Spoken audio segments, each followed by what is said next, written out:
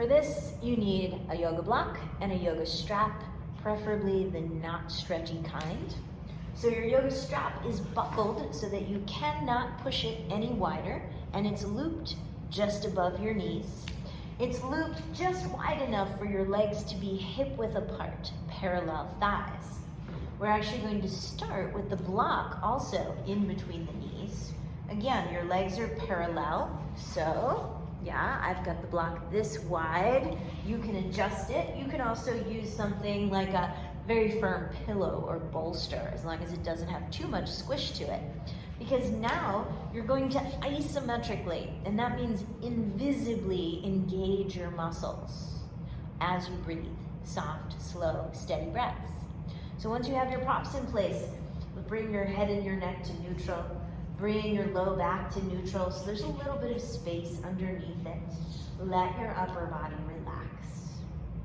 Your shoulders and your neck and your head can stay relaxed through this whole little sequence. Take a long exhalation through your nose or your mouth. Let it be longer than it usually is. Inhale through your nose. Now as you exhale, engage your core from the pelvic floor in between your sitting bones to your lower abs, and then start to squeeze that block. Now keep exhaling all your air out and inhale through your nose. Now the whole time you're squeezing this block. So for 2 more steady breaths, 3 total, squeeze that block very firmly so you feel your inner thighs engaging. Now if you notice, your inner thighs are doing the work of trying to dent the block. Nothing's really moving, and you may actually feel something around the pelvic bowl and around that SI joint area, the sacroiliac joint. This may take some time to build an awareness, though, of how engaging your leg muscles invisibly, isometrically, can actually affect these deep low abdominal, iliopsoas, and muscles and ligaments around your sacrum. So now, relax the inner thighs, take that block out, and do the opposite. Now you're going to use this strap and push out into it, so you feel your outer hip and thigh engaging. And again, your upper body can stay relaxed. Your core is engaged. Your outer legs and hips are working. Breath is long on the exhale. Inhale through the nose.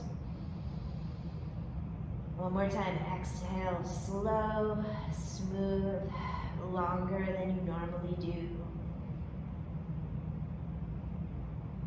And inhale, give up that engagement. Now, if your right front of the hip tends to be tighter, you're going to lift your right knee first. You can use your hands, or you can just let the strap do all the work and keep your upper body relaxed as you push your right knee. Now you might be able to see it. I'm really working to try to bring my right knee to my chin, and I'm really working to push my left heel into the floor. My hips are actually getting a little lighter. The pelvis is starting to float off the floor because I'm so strongly pulling the knee to the chest, and the left heel is pushing down into the floor. So I feel the whole front of my right hip engaging and the whole back of my left hip and leg engaging. And now it's already probably been 3 breaths. So switch sides. Right heel pushes down. Left knee tries to drive towards the chin and the chest. That right heel pushes down so firmly that the pelvis might even lighten or lift off the floor. Breathe as the knees push in opposite directions. Left knee towards you, right knee and heel away. Breathe in through the nose. Breathe out through the nose or the mouth. Let it be slow. Let it be steady. And then bring it down. Now, once you're out of the feeling of pain or strain in the SI area and the gripping sensation in the thighs, you might try this whole sequence with the pelvis slightly elevated. So you might tuck that block in, lift your hips a little bit, just a little bridge, not the highest bridge you've ever done. And squeeze into the block as you breathe.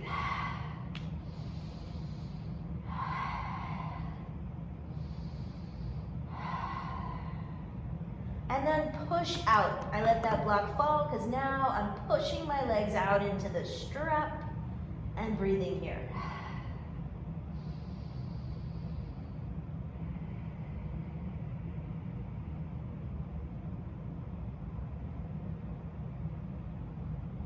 And then I'm pushing left heel down, right knee lifts up against the strap. Left heel is strongly pushing down, right knee is strongly pressing towards my face and my chest, and I'm breathing.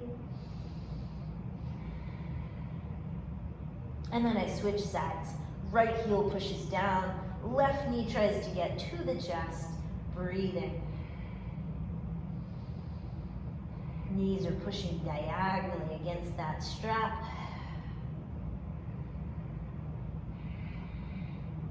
And then set it all down. If you find that one of those 4 moves feels the best, especially if it's one of those 2 asymmetrical moves with one knee up, do that one last or repeat it at the end. And notice how it makes you feel all the way around near that SI joint and in these front hip flexor areas. So never do this if it recreates or increases pain, but instead choose the option and the variation that allows you to feel a little bit of release in these hip flexors, especially the one that tends to be tighter if you have a tighter side, and hopefully a feeling of stability around the sacrum itself. When you're finished, you can take off that strap. See if it feels good now to bring your heels together in a sort of Charlie Chaplin position and push them down into the ground with your knees coming apart, bridging up into what I often call a frog bridge. Your feet are in that Charlie Chaplin or frog position with the heels pushing together and down into the mat. The knees are coming apart only as far as it feels good, and the hips are lifting. Slowly lower the hips, bring the knees together, let the feet come apart now, the opposite rotation for your thighs. Let them relax here for a moment. Knees just hanging in on each other.